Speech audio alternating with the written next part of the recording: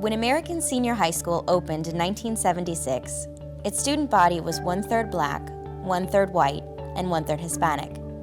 It was supposed to be a place where diverse students could come together, but instead, the school was plagued by racial tensions. Gangs formed and fights were commonplace. Before long, American was deemed the most dangerous school in Dade County. The American High of today is a very different place.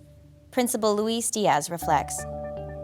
The first thing I did notice actually by walking through is basically there was a diverse student population. I talk ethnic as well as gender, but more on the ethnic role. I noticed that the kids here more or less mix by whichever way they want to mix. It's not by ethnicity, it's not by gender, it's more just by grade level or just by friend, maybe by activity. And that is, to me, was one thing that's most unique about American than what I've seen at other schools, where it was very easy to single out where certain ethnicities were going to be at a certain time or a certain place. Not here. We sat down with the group of students to discuss race and ethnicity in the school and if much had changed in the last 35 years. Many of the kids had only met each other in passing. They came from a variety of backgrounds and nationalities. Country or countries? Puerto Rico. Puerto Rico. Puerto Rico, Honduras. Okay. Cuban. Cuban. I'm Cuban. My grandpa's Spain, so it's like. Okay. Mexico and Nicaragua. Right. I'm actually from Nigeria, a place called Lagos. So I got here in 6th grade, and everyone was looking at me like I always kept quiet. I didn't want to talk. When I actually spoke in class, it was a math class. I spoke. Everyone looking at me strange, like, "What are you, African?"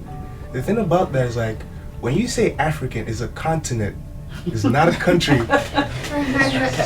when I point out Nigeria, like, where is that? Is Spain or is in Africa? But I thought you're African. That's not a state. No, it's a country. So like when you're looking at African, the stereotype is a guy who's sitting in the bush, like shooting darts at everyone.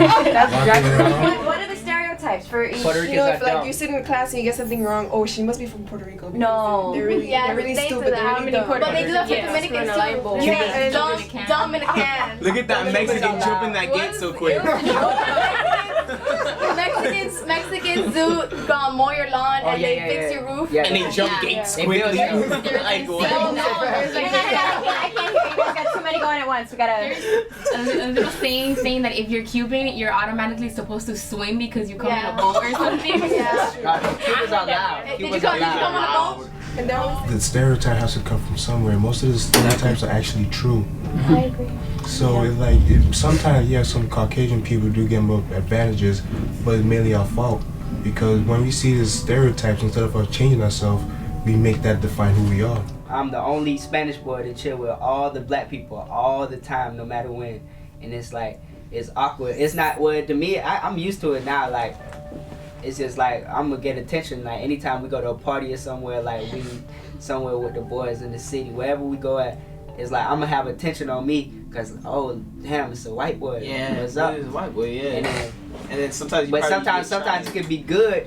Like say the girls like for real, the girls might be like, oh, he's cute, he's white, and then sometimes it might be a bad thing because somebody might try to try you. They might try me. Oh man, this white nigga, he's soft.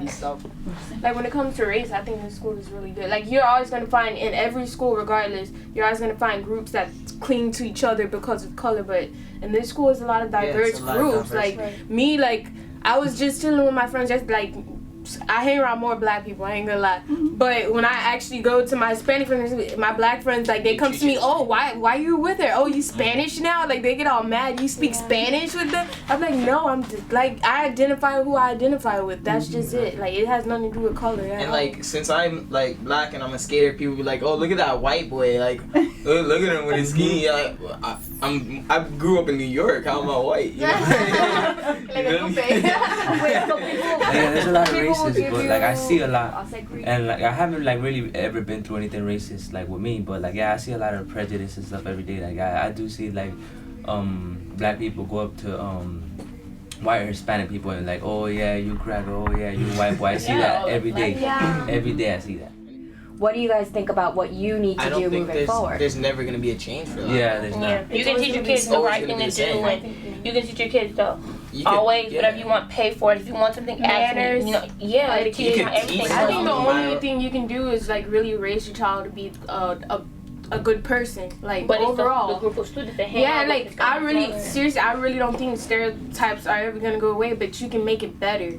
Like, there are people who are willing to break those stereotypes and willing to hang out with the whites, and blacks who are willing to, to hang out with Chinese people. I think there are people willing to do that, but I don't think it outweighs those who don't. Exactly. I think, like, seriously, you're right. Like, we can progress, but I think the only way, like, I think we're doing that now. I think we're living in a time, like, we're trying to change it. Like, we're making an effort. Like, we're sitting down with people we wouldn't imagine sitting next to. Yeah. Like, I think we're changing. I think, like, we're all mature enough, like, if we see each other, we'll say hi and everything. I think we're able to do that.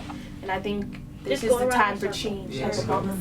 Okay, yeah. Well, the interesting thing is, and I'm the father of a 19-year-old daughter, and the reality that's true for me, as far as the way we observe and treat diversity in our communities, is very different for young people. So students in high school, middle school, elementary school, at all levels, interact with their peers from very diverse backgrounds in vastly different ways than we have as adults. Certainly American Senior High School, where a few years back there were significant racial diversity tensions, those have disappeared. And I think what we're seeing is children and young men and women in high school are negotiating differences in a far healthier way than we as adults have. There's a lag between the way they adapt to and the way they embrace each other's diversity as something beautiful vis-a-vis the way we as adults have dealt with the same types of issues. I think they learn basically that kids, ethnicities can get along. I mean, all the stereotypes that this one does not relate to another one is false.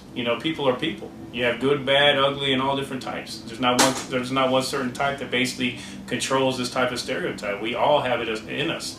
And that's something I think that the teachers and, hopefully the parents, a lot of the parents need to be transformed to this. Learning from their child is something that is obviously, that would be a positive thing for not just here in America, but for the community, for the state, for the country, all over. So hopefully that's something that transpires at the home as well. American High remains among the most culturally diverse schools in South Florida.